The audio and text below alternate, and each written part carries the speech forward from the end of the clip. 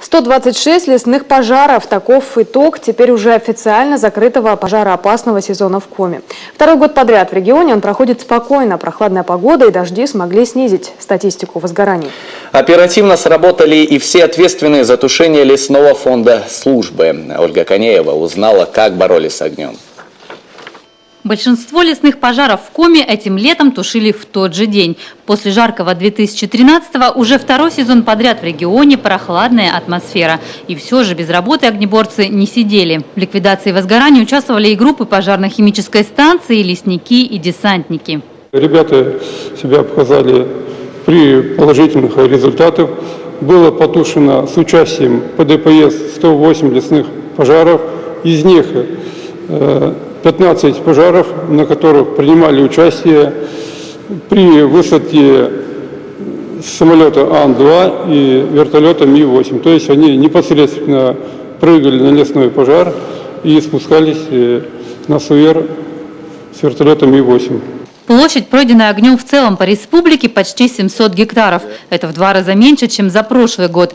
Пик пожаров пришелся на май и июнь. Причем главные их виновники – жители республики.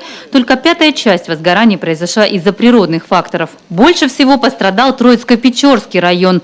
Там лес за сезон горел 27 раз. 14 мая возник лесной пожар на площади в 65 гектар.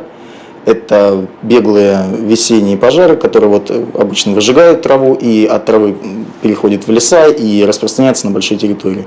Из этих 65 гектар сгорело 25 верховым. Это довольно-таки серьезный показатель, он перешел в разряд крупных лесных пожаров.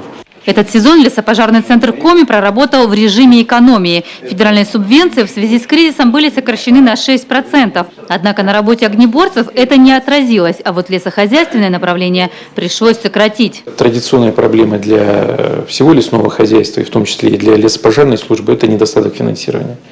В этом году в связи с проблемами финансовыми мы вынуждены были еще более аккуратно работать, более внимательно подходить к подготовке техники.